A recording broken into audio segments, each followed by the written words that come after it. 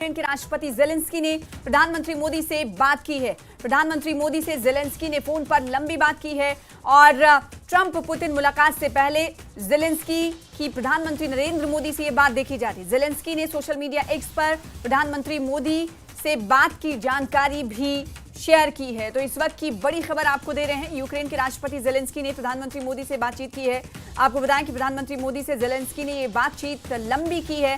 लंबी बातचीत की पुष्टि उन्होंने खुद सोशल मीडिया पर पोस्ट करते हुए दी है।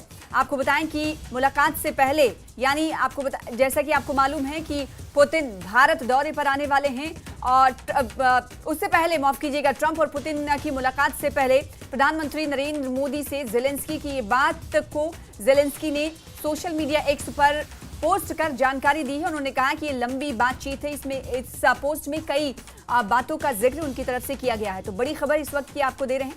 यूक्रेन के राष्ट्रपति ज़ेलेंस्की की तरफ से प्रधानमंत्री मोदी से बात करना और इस बात करने के हवाले से जानकारी देना सोशल मीडिया एक्स पर ज़ेलेंस्की ने खुद लिखा कि मेरी प्रधानमंत्री नरेंद्र मोदी से बातचीत हुई है, लंबी बातचीत हुई है और इसमें कई मुद्दों पर बातचीत की गई है। देखिए लंबा लेख उन्होंने सोशल मीडिया एक्स पर लिखा है जो आप टीवी स्क्रीन पर उसकी प्रतिलिपि देख पा रहे हैं। आपको बताएं कि ट्रंप और पुतिन की मुलाकात होने वाली है और उससे पहले प्रधानमंत्री मोदी से ज़ेलेंस्की की ये बात हुई है। ज़ेलेंस्की खुद ये कहते हुए नजर आ रहे हैं सोशल मीडिया एक्स पर कि उन्होंने पीएम मोदी से लंबी बातचीत की है और इस बातचीत की जानकारी उन्होंने खुद सोशल मीडिया एक्स पर साझा की। आगे बढ़ेंगे, जम्मू कश्मीर की खबरों का रुख करेंगे। किश्तवाड़ में जारी एंटी टेरर ऑपरेशन के बीच सुरक्षा बलों ने डूल इलाके की एक गुफा को उड़ा दिया है। आतंकियों के छिपे होने की आशंका को देखते हुए सुरक्षा बलों ने गुफा को बम से उड़ाया। रविवार को इस इलाके में आतंकियों से सुरक्षा बलों की मुठभेड़ हुई थी। यहां 2 आतंकियों के छिपे होने की खबर है। एक्सक्लूसिव तस्वीरें आप देख पा रहे हैं। जब गुफा को उड़ाया गया था उस वक्त की ये तस्वीर है। आपको दिखा रहे हैं किश्तवाड़ में इनकाउंटर का आज दूसरा दिन था और दूसरे दिन ही बड़ी सफलता आज फोर्सेस की तरफ से हासिल की गई। न्यूज़ 18 जम्मू कश्मीर की एक्सक्लूसिव तस्वीर आप देख पा रहे हैं। गुफा में विस्फोट की ये तस्वीर है और आपको बताएं कि इसी इलाके में डोल इलाके में आतंकियों के छुपे होने की खबर है और उन्हीं आतंकियों को ढूंढने की कोशिश लगातार जारी है। तो एक गुफा दिखा जिसे विस्फोट से उड़ाया गया और कई आतंकी कहा जा रहा है कि इसी इलाके में छुपे हुए हो सकते हैं। जब गुफा दिखा तो उसे बम से उड़ाया गया है और साथ ही साथ इतवार को इस इलाके में आतंकियों से सुरक्षा बलों की मुठभेड़ हुई थी और जिसके बाद दोबारा कोई कांटेक्ट नहीं हुआ है, लेकिन गुफा दिखाई दी जिसे एक्सक्लूसिव तस्वीर में आप देख पा रहे हैं कैसे ब्लास्ट किया गया। सुनिए आवाज। डूल इलाके में जिस तरह सिक्योरिटी फोर्सेस ने 2 फॉरेन टेररिस्ट्स को जो गहरा सर्च ऑपरेशन के बाद फायरिंग का तबादला हुआ, गोलीबारी दोनों साइड से हुई, लेकिन उसके बाद पूरे इलाके को सिक्योरिटी फोर्सेस में कार्डन और सर्च में लिया है।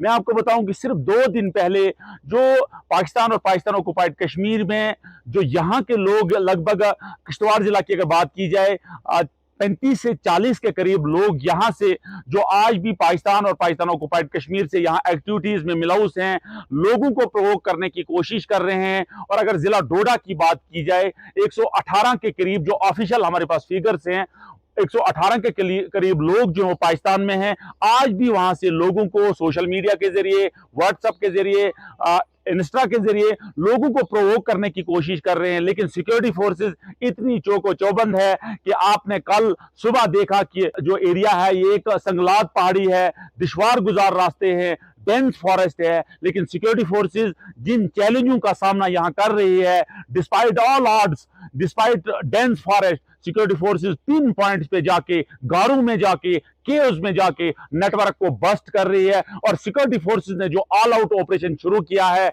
उसमें यह बताया जाता है, आपने देखा कि जिला डोडा में 2024 में जितने भी इनकाउंटर्स हुए 30 या 25 के करीब इनकाउंटर्स हुए जिला डोडा के मकाम पे, लेकिन ऐसा लग रहा है कि 2025 में ये सारे लोग जो हैं ये जिला किश्तवाड़ की तरह शिफ्ट हो गए हैं। और आज भी ये उम्मीद की जाती है, ये बताया जाता है कि security forces in hiding terrorist को जो केव्स में छुपे हैं, गारों में छुपे हैं, इनको बहुत जल्दी मार गिराया जाएगा और इस एरिया को दहशतगर्दी से पाक किया जाएगा। नेटवर्क 18 के लिए फिरदौस खांडे, ग्राउंड जीरो, डूल किश्तवाड़ से। और कुलगाम में 11वें दिन भी एंटी टेरर ऑपरेशन जारी रहा। इस ऑपरेशन में सेना के 2 जवान शहीद हो चुके हैं और 10 से ज्यादा जवान घायल भी हुए हैं। हालांकि सुरक्षा बलों ने अब तक यहां एनकाउंटर में 3 आतंकियों को मार गिराया है। यहां अब भी 3 से 4 आतंकियों के छिपे होने की खबर है, जिसको लेकर सुरक्षा बलों ने पूरे इलाके की घेराबंदी की हुई है। कश्मीर घाटी में ये अब तक का सबसे लंबा एंटी टेरर ऑपरेशन है। पिछले 20 सालों में कश्मीर में ये सबसे बड़ा ऑपरेशन चल रहा है, जो कि 11वें दिन में दाखिल हो चुका है। अभी भी कई आतंकियों के छिपे होने की खबर है। पूरा इलाका इस वक्त सुरक्षा बलों के मुहासरे में। तो निगरानी जारी है लगातार। आप देख पा रहे हैं जमीनी सूरत हाल पुख्ता है, यानी सिक्योरिटी घेरे में। तो आसमान से भी नजर रखी जा रही है। ये देख पा रहे हैं आप, डेंस फॉरेस्ट वाला इलाका है, जंगलाती इलाका है। ऊपर से अगर आप पूरे इलाके को देखेंगे, हवाई सर्वे करेंगे, तो इस इलाके में सिर्फ और सिर्फ आपको दरख्त ही दरख्त नजर आएंगे, पेड़ ही पेड़ नजर आएंगे, क्योंकि जंगलाती इलाका है। और इसी जंगल में छुपे हुए हैं 3 से 4 आतंकी। हालांकि 3 दहशतगर्दों को पहले ही सुरक्षा बलों की तरफ से, सिक्योरिटी फोर्सेस की तरफ से ढेर कर दिया गया है। 11 दिनों के ऑपरेशन में आपको बताएं कि 3 आतंकी मारे गए हैं, जबकि कई सुरक्षा बल के जवान इस घायल भी हैं और 2 जवान शहीद भी हुए हैं। और इस वक्त पहले की जो तस्वीर आप देख पा रहे हैं टीवी स्क्रीन पर, ये कमोबेश ऐसे ही हालात इलाके में बने हुए हैं। एंट्री एंड एग्जिट पॉइंट्स को पूरी तरह से सील कर दिया गया है।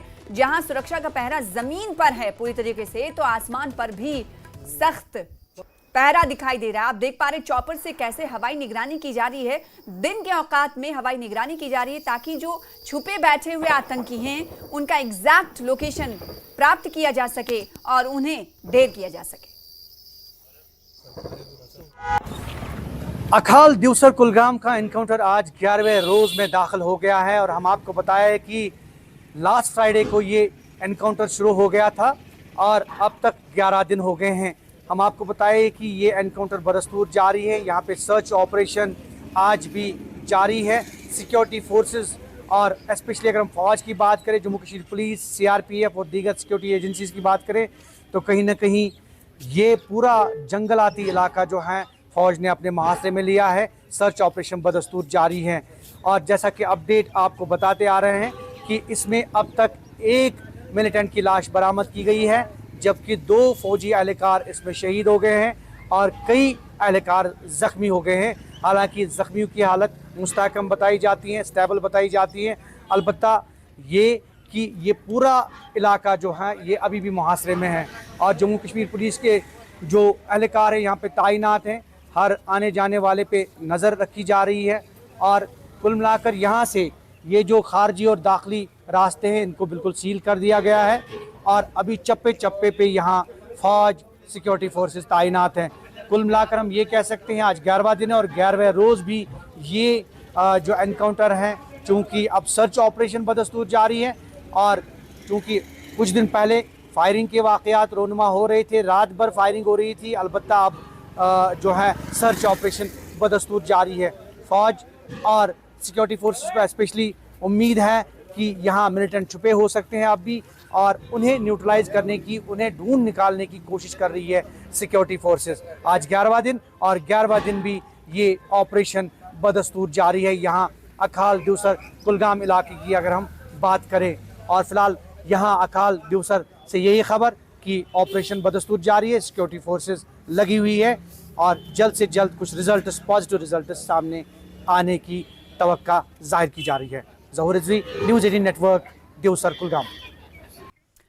दिल्ली हाईकोर्ट ने टेरर फंडिंग मामले में जेल में बंद कश्मीरी अलगाववादी नेता यासीन मलिक से 4 हफ्तों के अंदर जवाब देने को कहा है। दरअसल मामला मई 2022 का है, जब एक विशेष अदालत ने टेरर फंडिंग मामले में यासीन मलिक को दोषी मानते हुए आजीवन कारावास की सजा सुनाई थी, उम्र कैद की सजा सुनाई थी। इस मामले में मलिक पर कई गंभीर आरोप लगे हैं, जिनमें देश के खिलाफ आतंकवाद को फंडिंग करने का आरोप भी शामिल है।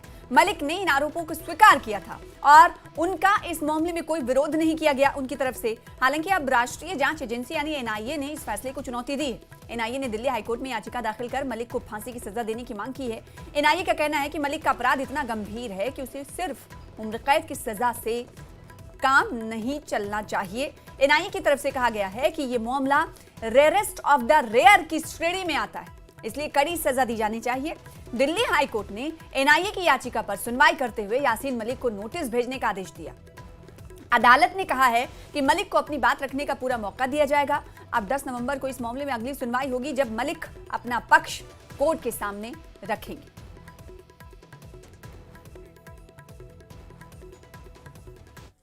जम्मू में बीजेपी प्रवक्ता अरुण गुप्ता ने नेशनल कॉन्फ्रेंस और मुख्यमंत्री उमर अब्दुल्ला पर जमकर निशाना साधा। उन्होंने जम्मू कश्मीर में अलगाववाद और तुष्टीकरण के एजेंडे को बढ़ावा देने का गंभीर आरोप लगाया है। अरुण गुप्ता ने कहा कि सरकार ने जानबूझकर जम्मू कश्मीर में शांति और समृद्धि को भंग किया है और पिछले 10 सालों में बीजेपी की तरफ से किए गए अच्छे कामों को बर्बाद करने की कोशिश की। बीजेपी के प्रवक्ता अरुण गुप्ता मेरे साथ मौजूद हैं। सर, आपने कहा कि जो पिछले 10-11 साल में मेहनत की, आपने अलगाववाद को ख़त्म किया, बीजेपी ने वो जो कैलेंडर इश्यू होते थे उसको ख़त्म किया, वापस उस चीज़ को हवा देने में नेशनल कॉन्फ्रेंस लगी हुई है, ऐसा क्यों लगता है? हमें इसलिए लगता है कि जब उनके जो नेता हैं, अगर वो ऐसी कोई स्टेटमेंट देते हैं जिस स्टेटमेंट की वजह से जो वो एक ऐसा तकबा है जो इसको करता है, प्रमोट करता है, उसको शायद मिलती है, तो हमारा मानना है कि ये एक्सेप्टेबल नहीं है।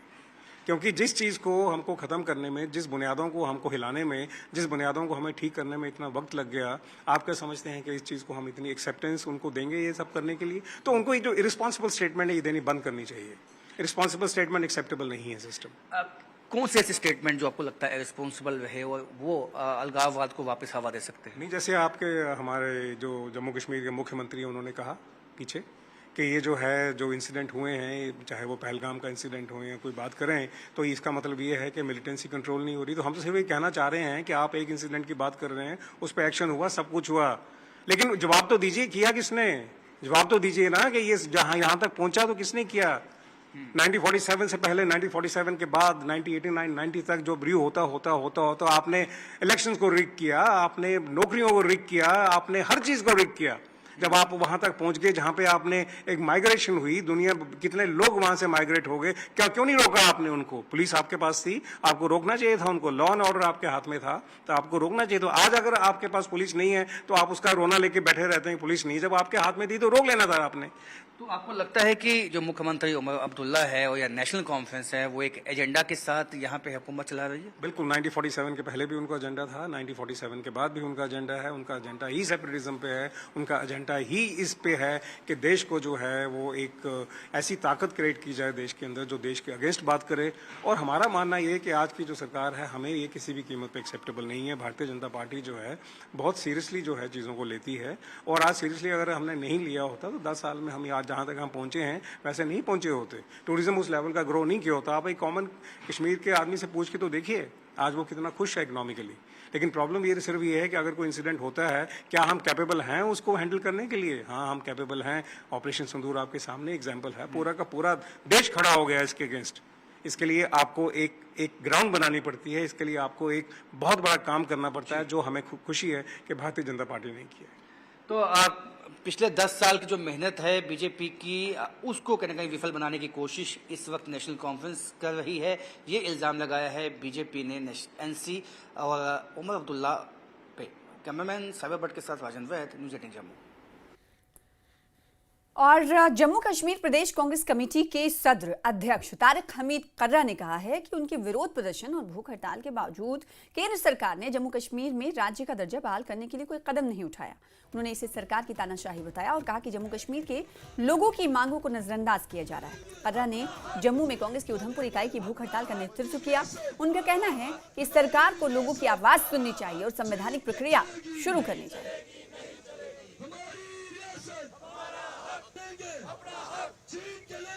कांग्रेस पार्टी के प्रेसिडेंट तारिक हमीद कर्रा मेरे साथ मौजूद हैं। सर, पूरे जम्मू कश्मीर में आपने मुहिम तो छेड़ी है, लेकिन भाजपा और गवर्नमेंट की तरफ से एक ही बयान आ रहा है कि जब वाजिब टाइम होगा तब अपने आप, और ये house of the floor of the house जो है ये वादा किया गया है, और कांग्रेस जो है और नेशनल कॉन्फ्रेंस में एक रेस लगी है इस मुद्दे के ऊपर, कैसे व्यक्त करते हैं? देखिए, सबसे पहले तो हमें वो ये बताएं कि आज तक उन्होंने कितनी दफ़ा ये प्रॉमिस किया फ्लोर ऑफ द हाउस पे, फ्लोर ऑफ द हाउस के बाहर, और जब यहाँ पे इलेक्शन के लिए वोट मांगने आए तो कितनी दफ़ा उन्होंने अभी तक ये प्रॉमिस किए। दूसरा, जो उन्होंने एक टाइमलाइन दी थी, जैसे पहले उन्होंने कहा कि पहले डिलिमिटेशन होगी, उसके बाद में रिवीजन ऑफ रोल्स होगा, उसके बाद में इलेक्शंस होंगे, और जैसे ही सरकार बनेगी उसके बाद हम यहाँ का स्टेटहुड जो है वो रेस्टोर करेंगे। उसको भी बीते हुए आज 10 महीने हुए। ये बहानेबाजी जो है ये सिर्फ और सिर्फ जम्मू कश्मीर के लोगों से जो उन्होंने बीजेपी को नकार दिया, उन्होंने बीजेपी को सरकार में नहीं आने दिया, तो ये उसकी सजा उनको दी जा रही है और यहाँ के लोगों की पीड़ा को वो एक सैडिस्टिक प्लेजर जो है वो डिराइव कर। श्रीनगर में जेकेपीसीसी के मुख्य सचेतक निजामुद्दीन भट्ट ने कहा है कि जम्मू कश्मीर को फिर से राज्य का दर्जा दिलाने के लिए कांग्रेस का अभियान जनता के बीच लोकप्रिय हो रहा है। उन्होंने कहा कि कांग्रेस लोगों के अधिकारों के लिए अपना संघर्ष जारी रखेगी। वहीं उन्होंने जम्मू में कांग्रेस नेताओं के साथ प्रशासन के व्यवहार को अनुचित बताया और कहा कि ये लोकतंत्र में लोगों की आवाज दबाने की कोशिश है। भट्ट ने सरकार से अपील की कि वो जनता की भावनाओं को समझें और संविधान के अनुसार राज्य का दर्जा बहाल करें।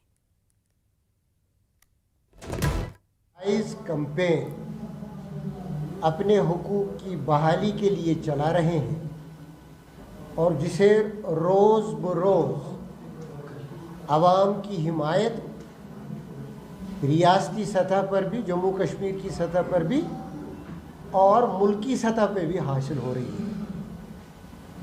इससे लगता है कि अब जो मौजूदा सरकार है या यहाँ की मुकामी इंतज़ामिया है वो कुछ घबरा गए हैं और ज़्यादतियों पे उतर आए। कल जो जम्मू में इज्तिमा हुआ उसमें खुद तारिक साहब जो हमारी पीसीसी के प्रेसिडेंट हैं, अध्यक्ष हैं हमारे, वो खुद मौजूद थे। बहुत ही सीनियर लीडर्स जो जम्मू के हैं, जम्मू कश्मीर से हैं, वो उनके हमरा थे। उन्होंने बाज़ाब्ता 5 दिन पहले इंतज़ामिया से इजाज़त मांगी थी, लोकल एडमिनिस्ट्रेशन को मुतल्ला किया था कि हम जहां स्टैचू लगा है पुल के पास हरी सिंह साहब का, वहां हमें शामियाना लगाने की इजाज़त दी जाए ताकि हम अपना अवेयरनेस प्रोग्राम जम्मू में आगे ले जाएं पुरअमन तरीके से। लेकिन मुकामी इंतज़ामिया ने जिस तरीके का मुजाहिरा किया जम्मू में, पहले परमिशन नहीं दी, तपती धूप में उन्हें नंगे आसमान तले बैठने को कहा गया।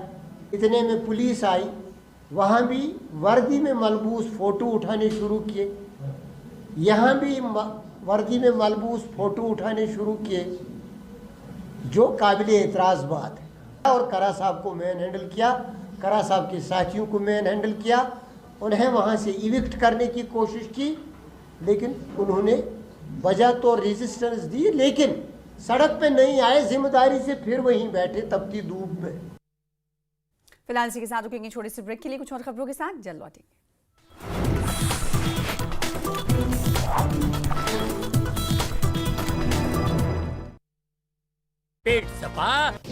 हिमाचल में भारी बारिश से राहत नहीं, अगले 4 दिन ऑरेंज अलर्ट जारी। शिमला, मंडी, कांगड़ा समेत कई जिलों में बाढ़ जैसी स्थिति की आशंका। हिमाचल के सीएम सुखविंदर सिंह सुक्खू का बयान, कहा पुलिस की मुस्तैदी से लापता बच्चों को सुरक्षित वापस लाया गया। पंजाब के मंत्री से मुलाकात में बताया कि पहला क्लू मिलने के बाद आरोपी को जल्द पकड़ा गया, जांच जारी। शिमला में किडनैप हुए बच्चों को ढूंढने में पुलिस की मदद करने वाला रौनक शर्मा बना हीरो, शिक्षा मंत्री रोहित ठाकुर ने सम्मानित किया। किन्नर कैलाश यात्रा से 14 अगस्त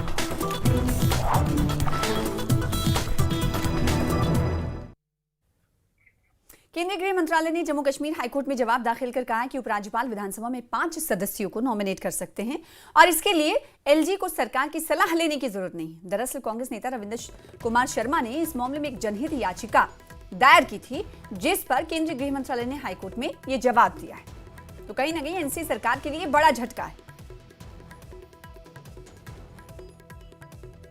वही याचिकाकर्ता और कांग्रेस विधायक रविंद्र शर्मा ने कहा है कि विधायक नामांकन के मामले में यानी नॉमिनेशन के मामले में वो तय समय पर रीज्वाइंडर दाखिल करेंगे। लोग आप नॉमिनेट कर देंगे तो नामजद वोटर जो हैं वो एक मेजॉरिटी गवर्नमेंट को माइनॉरिटी में बदल सकते हैं और माइनॉरिटी को मेजॉरिटी में बदल सकते हैं। मान लीजिए यहाँ जो है वो एक के पास 44 आदमी है, चुनाव के बाद एक के पास 46 है, सरकार 46 की बनती है, 90 का हाउस इलेक्टेड। तो 45 प्लस होगा तो वो सरकार बनाएगा। लेकिन गवर्नमेंट जो है वो 44 में 5 जमा करेगी और 49 करके वो सरकार बन जाएगी 14 दरवाजे से। और इसलिए हमने ये नॉमिनेशन का प्रोविजन, क्योंकि कॉन्स्टिट्यूशन में जो भी काम गवर्नर या राष्ट्रपति करते हैं on the advice of council of ministers होता है, तो वो पहले यही होता था, 2 नामजद होती थी महिला। एक तो ये हमारा प्रोविजन था, ये प्रोविजन जो है वो गलत है। भारतीय जनता पार्टी और उन्होंने प्रयास तो किया कई पार्टियों के साथ घर से और अंदर से बाहर से करने के बाद, लेकिन वहाँ आंकड़े पे पहुंचे नहीं और इसलिए उसको उसी वक्त तो इस्तेमाल नहीं हुआ। इसलिए माननीय सुप्रीम कोर्ट ने हमको कहा कि लिबर्टी दी कि हाई कोर्ट में जाइए, पहले हाई कोर्ट इस पर सुनवाई करे। अब हमने हाई कोर्ट में ये दायर किया था इस प्रावधान को जो रीऑर्गेनाइजेशन एक्ट में इन्होंने 2019 में बनाया था कि ये गैर आईनी है, basic structure of the constitution के खिलाफ है और इसलिए इसको रद्द किया जाए। नॉमिनेशन के हम खिलाफ नहीं है कि, लेकिन वो on the ad advice of council of ministers हो।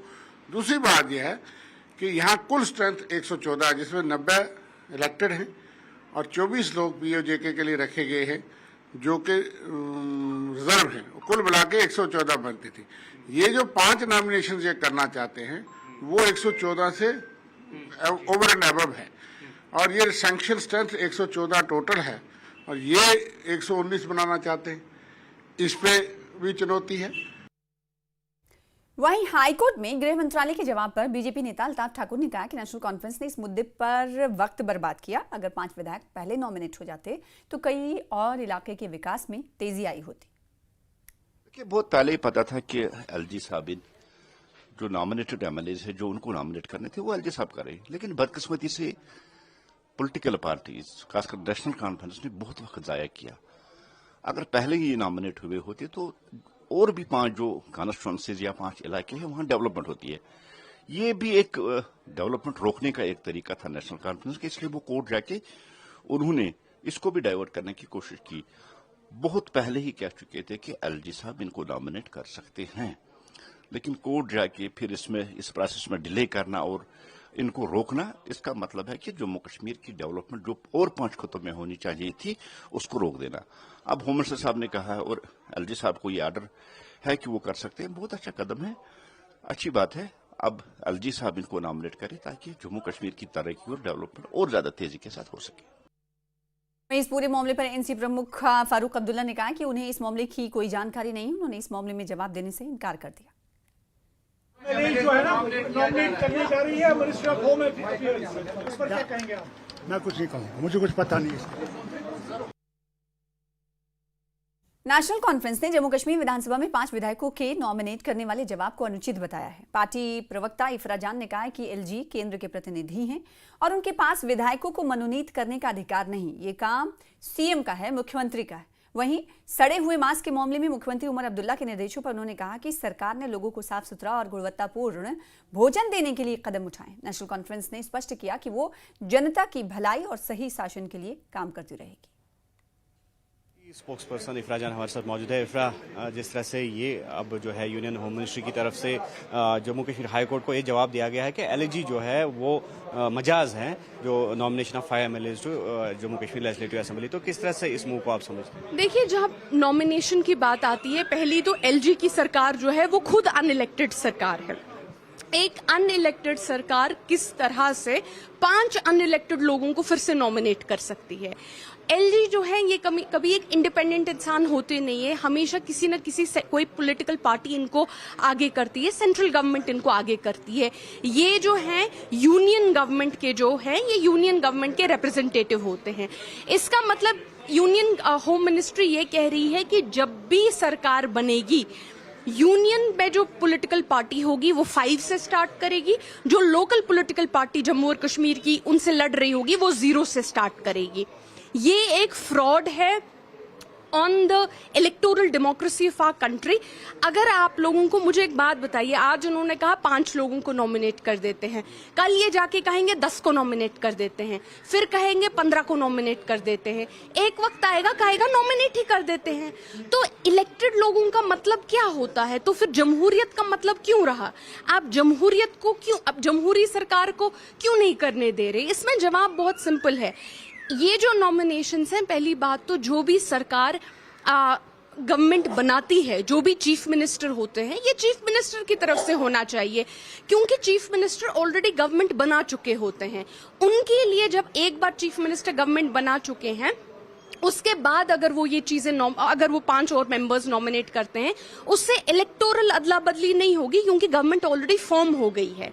लेकिन इनका इशू ये है कि ये गवर्नमेंट फॉर्म नहीं करेंगे, ये अलग से नॉमिनेट करेंगे गवर्नमेंट फॉर्मेशन के बगैर, which means the union party will start at 5 और लोकल पार्टी जो है it will start at 0. So this is a fraud on the electoral system. This is a fraud on the representative democracy. और PDP प्रवक्ता मोहित भान ने कहा कि विधानसभा के सदस्यों को नॉमिनेट करना केवल निर्वाचित सरकार का ही अधिकार है। अगर एलजी ऐसा करते हैं तो ये नियमों का उल्लंघन होगा। उन्होंने उम्मीद जताई कि हाईकोर्ट इस मामले पर सही फैसला करेगी। मोहित भान ने नेशनल कॉन्फ्रेंस के विधायकों से इस कदम के खिलाफ अपनी कड़ी आपत्ति दर्ज कराने को भी कहा है और पीडीपी नेशनल कॉन्फ्रेंस का कहा कि समर्थन करेगी। उनका कहना है कि लोकतंत्र में नियमों का पालन बहुत जरूरी है और किसी को भी अधिकार क्षेत्र से बाहर कदम नहीं उठाना चाहिए। नॉमिनेशन का जरिया इसके अंदर ले आते हैं तो कहीं ना कहीं मैं समझता हूं कि ये जमहूरी निज़ाम के खिलाफ एक कदम है। आज आप जम्मू कश्मीर में शुरू कर रहे हैं तो कहीं ना कहीं ये ऐसा लगता है कि ये प्री पोल रिगिंग का सिस्टम है। अभी कहीं इलेक्शन हुए ही नहीं है तो आपके पास पहले ही आपकी टीम में जो 5 मेंबर जो हैं वो आपकी तरफ से बैटिंग कर रहे हैं। सारी पार्टीज का स्कोर 0-0 है, लेकिन आपके पास जी 5 मेंबर जो है पहले से हैं। मैं समझता हूँ कि ये कहीं भी किसी भी तरीके से जमहूरियत के लिए सेहतमंद नहीं है और जमहूरी निज़ाम के लिए ये सेहतमंद नहीं है। आज जम्मू कश्मीर में हो रहा है, कल महाराष्ट्र में होगा, परसों कर्नाटका में होगा, फिर तमिलनाडु में होगा। तो मैं समझता हूँ हर किसी को इसकी जो है मजम्मत करनी चाहिए, इस पर आवाज़ उठानी चाहिए। बहरहाल जहाँ तक जम्मू कश्मीर की बात है, मैं समझता हूँ कि बहुत अहम जिम्मेवारी जो है वो इस वक्त जनाब उमर अब्दुल्ला साहब के कंधों के ऊपर है, जम्मू कश्मीर नेशनल कॉन्फ्रेंस के ऊपर है, जिनके पास अक्सरियत में एक हुकूमत यहाँ है, 50 MLAओं का सपोर्ट उनको हासिल है। और बेशक कोर्ट में ये मसला है, कोर्ट अपना फैसला इस पे देगी। उम्मीद है कि वो सूझबूझ के साथ जो ये फैसला है वो हमारे हक में देगी। बट उसके बावजूद भी इसके बारे में बात करने की जो ज़रूरत है, जो लाखों लोगों का एतमाद नेशनल कॉन्फ्रेंस के ऊपर है, 50 MLAs के ऊपर है, उनकी ये जिम्मेवारी बनती है कि वो इसके ऊपर पुरजोर मुखालफत करें और इस बात की जो है हर एक स्टेट के अंदर जो इसकी वजह से कल को खतरा मंडराएगा, जो कल को खतरा इसकी तरफ से इस वजह से जन्म ले सकता है, उसकी वजाहत भी जो है उनको हर स्टेट में करनी चाहिए। हमने पिछले 10 महीनों में देखा है कि कहीं ना कहीं नेशनल कॉन्फ्रेंस ने जो पेचीदा मसले थे, 370 था, 35A था, डेली वेजरों की जो बहाली थी, रेगुलराइजेशन थी, उसके ऊपर का मसला था, लैंड राइट्स जो हमने बोला था घास चराए के ऊपर उनको मालकाना हक देना है, उसके ऊपर जो मसला था, कहीं ना कहीं उन्होंने नरमी और चुप्पी साधी। स्टेटहुड जो बीजेपी का अपना एक कमिटमेंट है, जिसमें सुप्रीम कोर्ट में वो हलफबंद हैं कि नहीं हम स्टेटहुड देंगे, उसके अंदर भी वो कहीं ना कहीं एक जो है नरम मिजाज से ही अभी वो उनसे मांग रहे हैं, गिड़गिड़ा कर मांग रहे हैं। आगे बढ़ेंगे। कठुआ में इंटरनेशनल बॉर्डर पर पकड़े गए घुसपैठियों की मौत इलाज के दौरान हो गई। बीएसएफ ने भारतीय सीमा में घुसने की कोशिश कर रहे पाकिस्तानी घुसपैठियों को सोमवार शाम को गोली मारी थी। ये घटना कठुआ के राजबाग इलाके में हुई, जब बीएसएफ जवानों ने सीमा बाढ़ के पास संदिग्ध हरकत देखी और गोली लगने से घुसपैठिया घायल हो गया और बाद में बीएसएफ ने उसे पकड़ लिया और घायल अवस्था में उसे पास के अस्पताल भेजा, जहां उसकी मौत हो गई। उधमपुर पूर्व के विधायक रणबीर सिंह पठानिया ने अमेरिका के बॉस्टन में national conference of state legislatures में हिस्सा लिया। वहां उन्होंने भारत के मुद्दों को मजबूती से उठाया।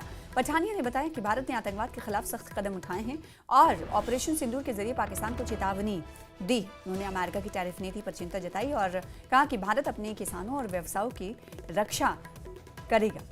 और पठानिया ने कांग्रेस पर भी निशाना साधा और कहा कि जम्मू कश्मीर अब शांति और विकास का राज्य बनेगा।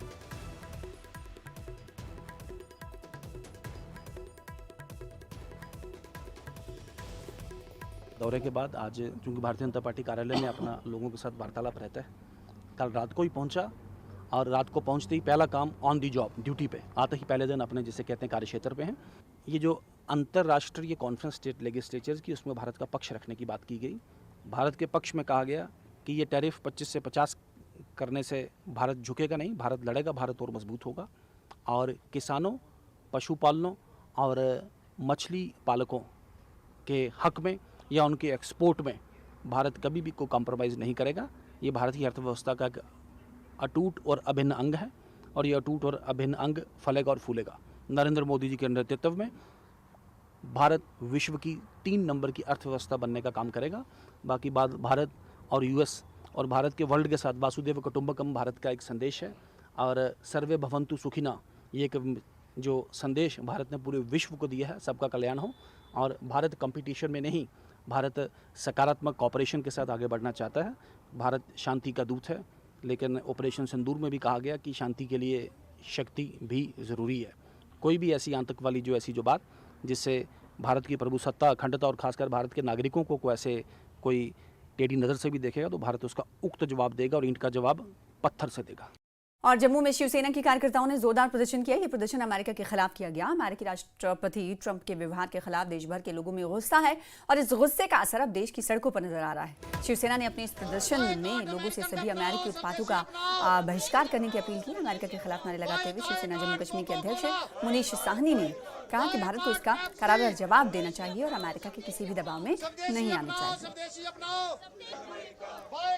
हिंदुस्तान पर लगे अमेरिकन टैरिफ के बाद सियासी सामाजिक संगठनों में गुस्सा है और आज शिवसेना की तरफ से भी आज प्रोटेस्ट किया गया है। आपने मांग उठाई है कि अमेरिकन जो प्रोडक्ट्स हैं उसका बायकॉट किया जाए। देखिए, बिल्कुल स्वदेशी अपनाया जाए, भारत को मजबूत किया जाए। आज हमने एक कैंपेन की शुरुआत की है। इस कैंपेन के अंदर हमने 2 चीजें जनता से भी अपील की है, प्रधानमंत्री एनडीए सरकार से भी अपील की है। जनता से हमारी अपील है, हमने यहाँ पर पोस्टर जलाए हैं तमाम अमेरिकन प्रोडक्ट्स के, अमेरिकन प्रोडक्ट्स को, अमेरिकन ब्रांड को जो हिंदुस्तान में चल रहे हैं उन तमाम जो है उसका बायकॉट किया जाए। और प्रधानमंत्री जी से हमारी अपील है, टिट फॉर टैट और ईंट का जवाब पत्थर से देते हुए अमेरिका पर भी जो है 100% टैरिफ लगाया जाए उन तमाम चीजों का। देखिए, ट्रंप का जो है वो लगातार तानाशाही रवैया और एक तरफा जो है टैरिफ का रवैया और बड़बोलापन लगातार बढ़ता जा रहा है। अभी तक वो 34 बार जो है ये दावा कर चुके हैं कि सीज फायर उन्होंने करवाया, जबकि हमारे देश के प्रधानमंत्री समेत तमाम नेताओं ने जो है इसका विरोध जताया है। उसके बाद वो उस और अवंतीपुरा में ग्रामीण विकास विभाग से जुड़े ठेकेदारों ने विभाग के सहायक अभियंता के खिलाफ प्रदर्शन किया। ठेकेदारों का कहना है कि उनके अधिकारी काम में बाधा डाल रहे हैं, जिससे कई इलाकों में चल रही विकास परियोजनाएं प्रभावित हो रही हैं। और हालांकि इस संबंध में उक्त अभियंता ने कहा कि वो कानून के अनुसार अपना काम कर रहे हैं। उन्होंने ठेकेदारों के आरोपों का खंडन कर दिया। एज पर वेजेस मेंटेस त्रावन बराबर कहें क्या डिफंक्शन गसान रोजान पथ टाइम मकलान तथ पीरियडस मज ये सात लेबर त्रावन हेकान फाइनल कर्म नई लेबर बन ये तुलो फोटो तमो फोटो अक लट तुलमित 2 लट तुलमित कंटिन्यू रेतस तुलमित यह अके दो मकलावन यह कर सो गोडनिके दो फाइनल ये फाइनल कम गई मेन डे बराबर त्रावन तम दिक्कत गसान अमे मूजूब वन ए सब कर ट्रांसफर क्या काम गसान मौकस पे कहें सारे प्रॉब्लम ठेकेदारन काम यह दपान बजान कहें काम कर तुम कतन JSB कतन ये करान पे लेबर त्रावन बराबर कहें यह तुम कर काम मत कर मे रोपये 2 लाख पन तनख्वाह मे क्या प्रॉब्लम यम पतम सर्कुलर चलान ये पतम टेक्निकल सिस्टम चलान तिथ चलान कहें वह वन अस कर ये चलान तिथ चला तो मगर तथ बरक्स वन तुम करो ग्राउंडस पे मत कर हल्कस मज गई मत गई मे गवर्नमेंट तनख्वाह मे कहीं तक प्रॉब्लम दैट मीनस कि हल्क कर सफर तो ब्लॉक सफर कर ठेकेदार ऑलरेडी सोन अपील ये कि AE सोब मेहरबानी कर अला मुकाम गुजारिश कर कि यह ट्रांसफर गसन ये बाकी तम जनाब कहें दुश्मनी कन क्या चला ब्लॉक चले हल्क चले मेरी लॉग इन मतलब जो हमारा एक्चुअली अपना टेक्निकल पार्ट होता है उसमें we are not concern with labours, we are concern with technical part. Technical part में हमारा क्या होता है कि जो भी हमको क्वांटिटीज़ आती हैं वगैरह जो एस्टिमेशन में आती है तो वो हमको वेरीफाई रिजेक्ट करनी होती है, तो वो हम करते हैं according to site, that's it. बाकी जो लेबर्स का पर से हमारा उसके साथ कुछ नहीं है, वो मेरा प्रेरोगेटिव नहीं है, वो है डिपार्टमेंट का प्रेरोगेटिव। जो VLWs हैं, GRS है, उनका प्रेरोगेटिव है, लेबर्स वगैरह जनरेशन। और करगिल के जिला प्रशासन ने LHDC के SSRB परीक्षाओं के लिए खास पहल की है। प्रशासन ने जिले में 3 जगह लद्दाख विश्वविद्यालय और GDC द्रास और पॉलिटेक्निक कॉलेज में परामर्श सत्र का आयोजन किया। इसमें तकरीबन 500 उम्मीदवारों ने हिस्सा लिया। अधिकारियों और विशेषज्ञों ने परीक्षा की तैयारी, समय प्रबंधन और आत्मविश्वास बढ़ाने पर बात की। वहीं छात्रों ने सवाल पूछे और सलाह दी। उम्मीदवारों ने अपने कौशल और रणनीतियों को निखारने के लिए उत्सुकता के साथ हिस्सा लिया।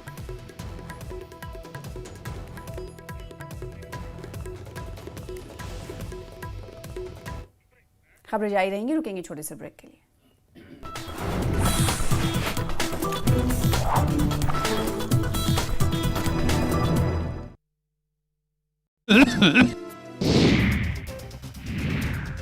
किश्तवाड़ में डुल में छुपे आतंकियों की तलाश में सुरक्षा बलों ने गुफा को विस्फोट कर उड़ाया। रविवार को आतंकियों से हुई थी मुठभेड़, 2 आतंकियों के छिपे होने की खबर। कुलगाम के अखाल में आतंकियों के खिलाफ अभियान का 11वां दिन। मुठभेड़ में अब तक 3 आतंकी ढेर, 2 जवान शहीद। जंगल में 3 से 4 आतंकियों के छिपे होने का शक। गृह मंत्रालय का जम्मू कश्मीर हाईकोर्ट में जवाब। 5 सदस्यों को विधानसभा में नॉमिनेट कर सकते हैं एलजी मनोज सिन्हा। एलजी को सदस्यों को नॉमिनेट करने का अधिकार।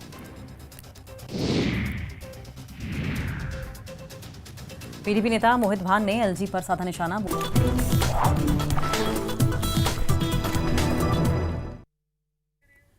पुंछ में बीएसएफ खनेतर बटालियन ने रक्तदान शिविर का आयोजन किया। इस शिविर में 50 से ज्यादा जवानों और अधिकारियों ने हिस्सा लिया और अपना रक्तदान किया। शिविर का आयोजन बीएसएफ के कमांडेंट डीएन सिंह ने किया।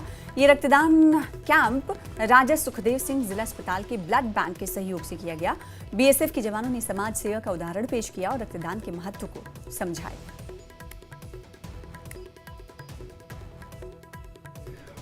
141 की तरफ से मैं सभी देशवासियों को जो इंडिपेंडेंस डे आ रहा है इसकी बहुत बहुत शुभकामनाएं दे रहा हूं।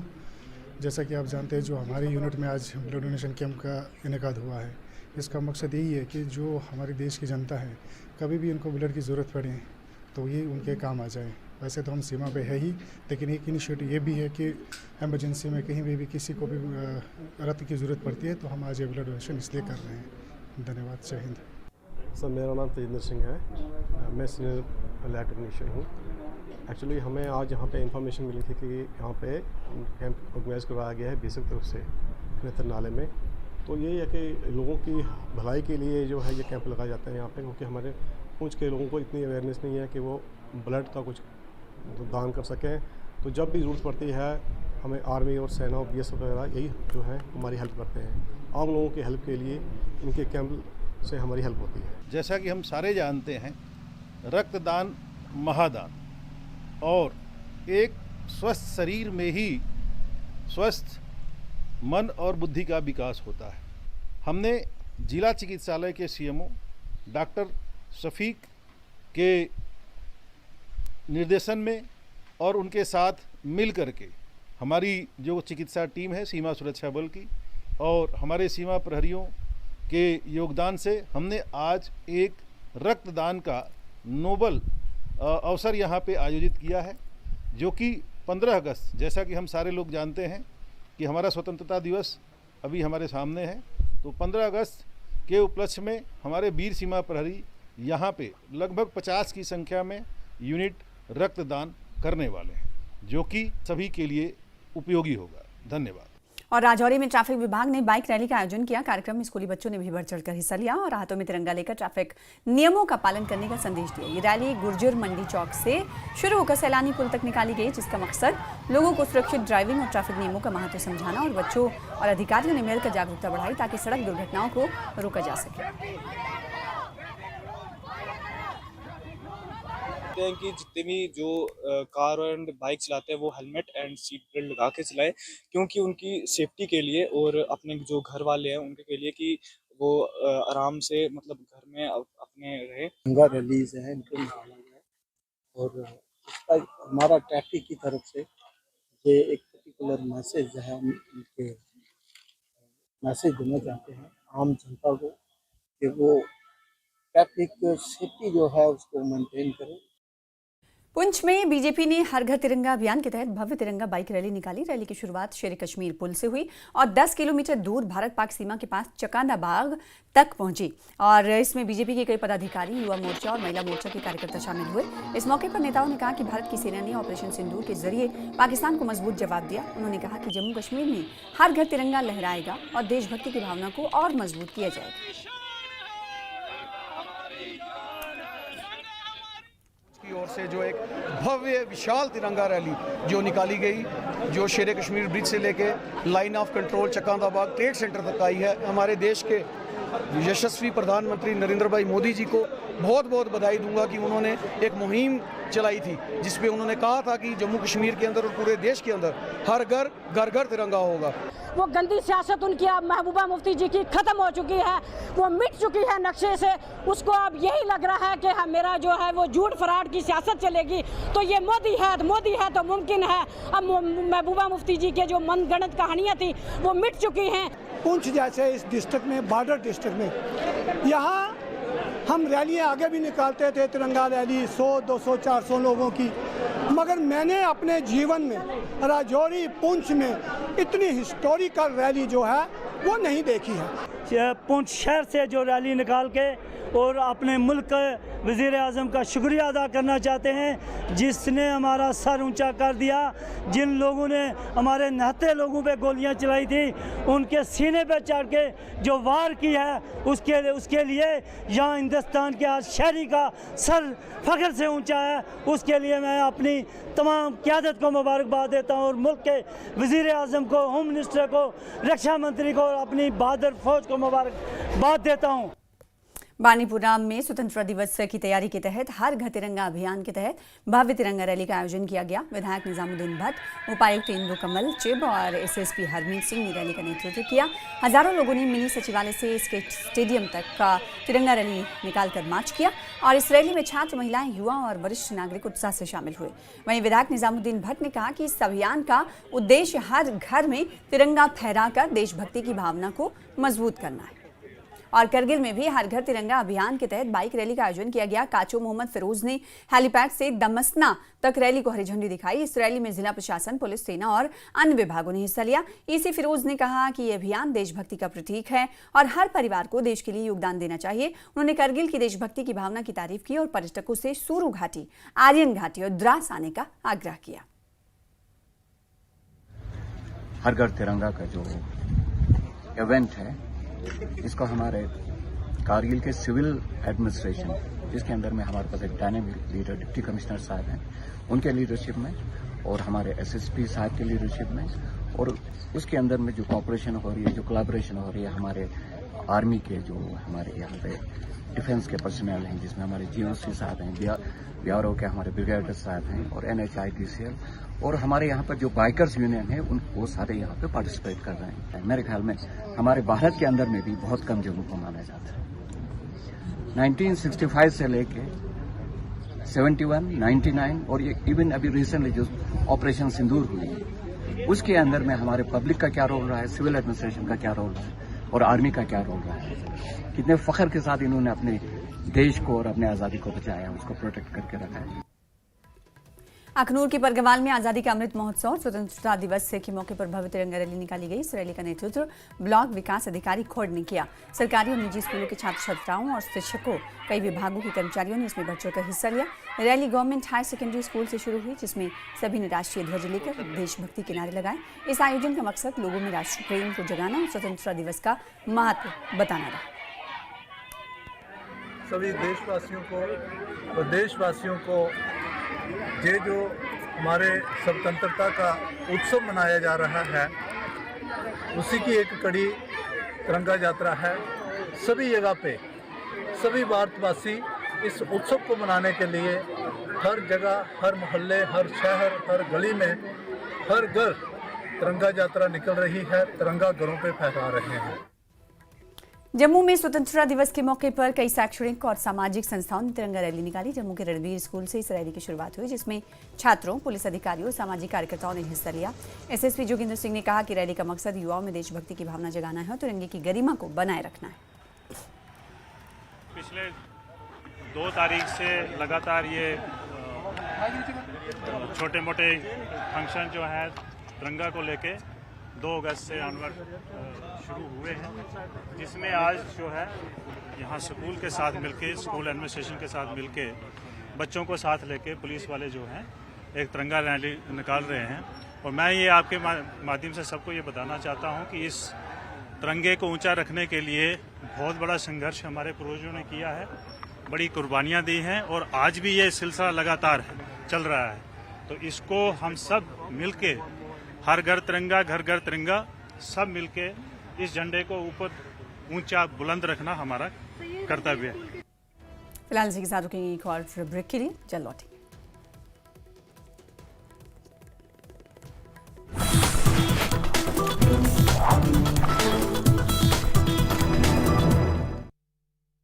पेट सफा। हिमाचल में भारी बारिश से राहत नहीं, अगले 4 दिन ऑरेंज अलर्ट जारी, शिमला, मंडी, कांगड़ा समेत कई जिलों में बाढ़ जैसी स्थिति की आशंका। हिमाचल के सीएम सुखविंदर सिंह सुक्खू का बयान, कहा पुलिस की मुस्तैदी से लापता बच्चों को सुरक्षित वापस लाया गया। पंजाब के मंत्री से मुलाकात में बताया कि पहला क्लू मिलने के बाद आरोपी को जल्द पकड़ा गया, जांच जारी। शिमला में किडनैप हुए बच्चों को ढूंढने में पुलिस की मदद करने वाला रौनक शर्मा बना हीरो, शिक्षा मंत्री रोहित ठाकुर ने सम्मानित किया। किन्नर कैलाश यात्रा से 14 अगस्त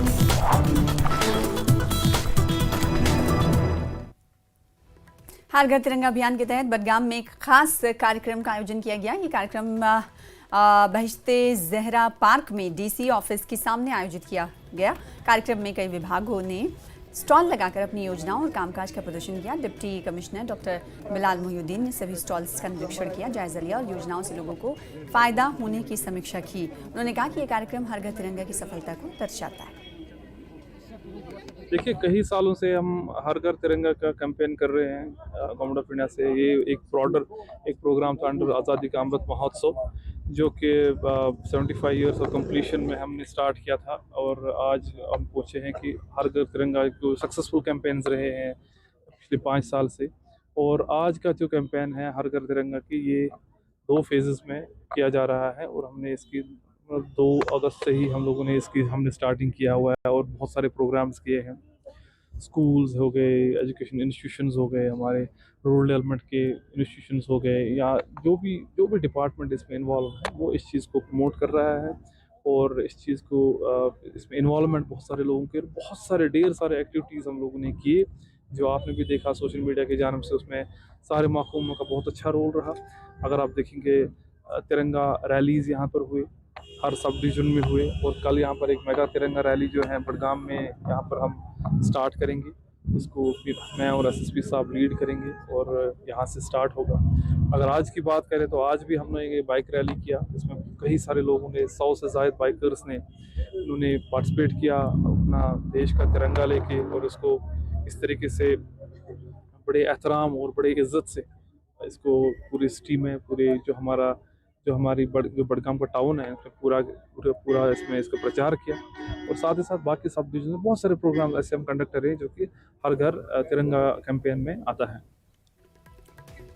और बारामूला में जिला प्रशासन ने भव्य तिरंगा रैली का आयोजन किया। इस रैली का नेतृत्व उपायुक्त मिंगा शेरपा और वरिष्ठ पुलिस अधीक्षक गुरपिंदर सिंह पाल सिंह ने किया। रैली में अधिकारी, छात्र और स्थानीय लोग बढ़ चढ़कर शामिल हुए। सभी ने हाथों में तिरंगा लेकर देशभक्ति के नारों के साथ रैली में भाग लेते हुए नजर आए। बारामूला की इस रैली ने सभी को एकजुट होकर देश के प्रति प्रेम दिखाने का मौका दिया।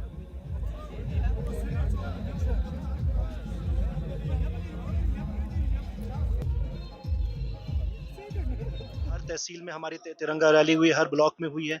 आगे आते हुए 13 तारीख को हमारा ड्रेस रिहर्सल भी है। कोशिश रहेगी कि आगे आने वाले 15 अगस्त तक मोमेंटम बढ़ता रहे। जो वेरियस प्रोग्राम से हर घर तिरंगा के अंदर वो चाहे, हम कोशिश करें कि हर हाउस होल्ड तक एक नेशनल फ्लैग भी पहुंच जाए। तो इसके लिए भी डिस्ट्रिक्ट में sufficient number of national flags आ चुके हैं। मैं आप सबसे भी रिक्वेस्ट करूंगा आपके थ्रू कि जितनी भी हमारी आवाम है, स्पेशली जो 15 अगस्त का जो मेन प्रोग्राम हमारे शौकत अली स्टेडियम में होगा, उसमें बढ़ चढ़ के पार्टिसिपेट करें। इसके साथ साथ जो बाकी सब डिविजनल लेवल पे, तहसील लेवल पे भी फंक्शंस हो रहे हैं, वहाँ पे भी पार्टिसिपेट करें।